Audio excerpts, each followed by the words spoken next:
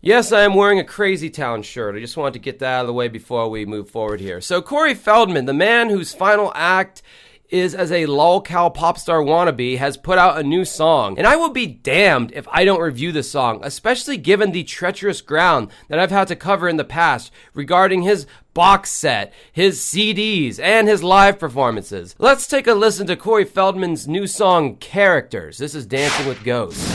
The first thing I'd like to examine is the cover art to this single. He's yet again trying the whole, hey guys, I did a lot of cool stuff a long time ago. I was actually relevant at one point. The cover art features his recent blonde-haired choice, I guess we'll call it.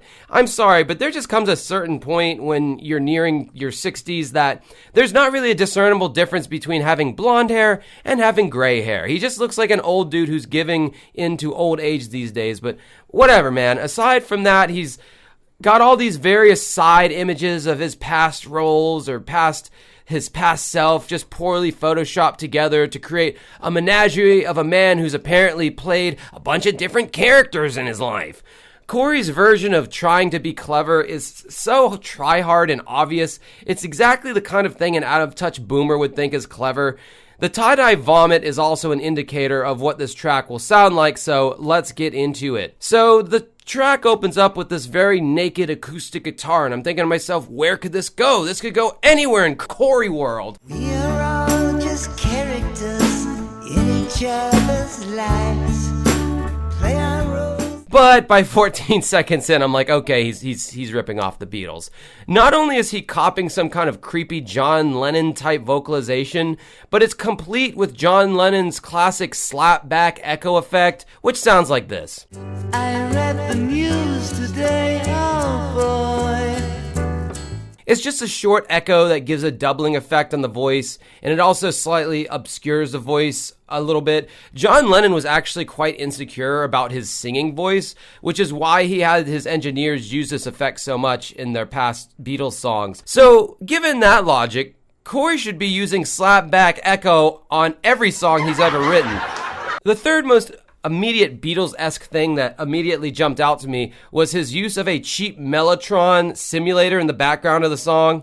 This effect has kind of become synonymous with the 60s, but the Beatles immortalized the instrument in their 1967 hit, Strawberry Fields Forever. The instrument sounds like this. We're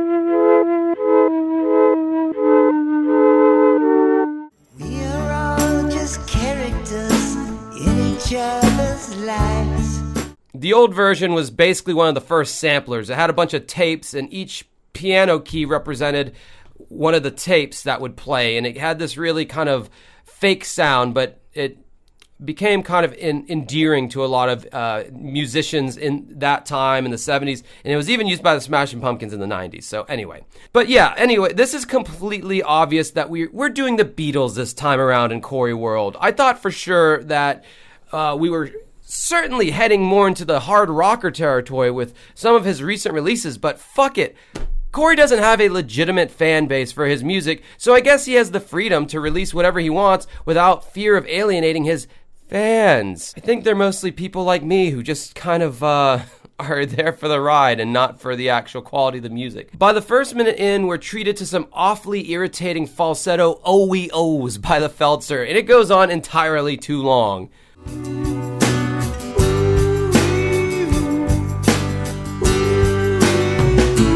After that part, we get some heavier hitting Beatles era vocals that sound like an amalgam of like 3 different Beatles songs. Systems cracking, faith is lacking, how you gonna steal the show? And you can't fully rip off the Beatles without having some Sgt. Pepper's-esque horn section in the background.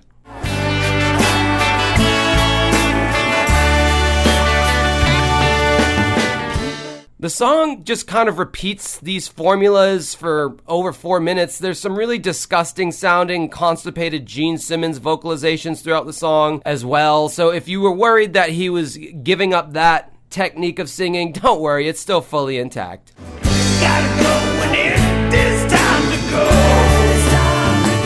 I honestly think in Corey's mind, he literally just wrote Sgt. Pepper's Part 2 by the end of the song. And I guarantee you, there is someone in his camp who's like, dude, you did it, bro.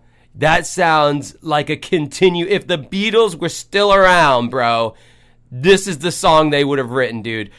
By the way, can I borrow $500 and some Coke? Going back to the song, of course, Corey cannot resist the urge to vamp vocally towards the end of the song with vocal vomit that sounds like someone having some kind of a violent coughing attack.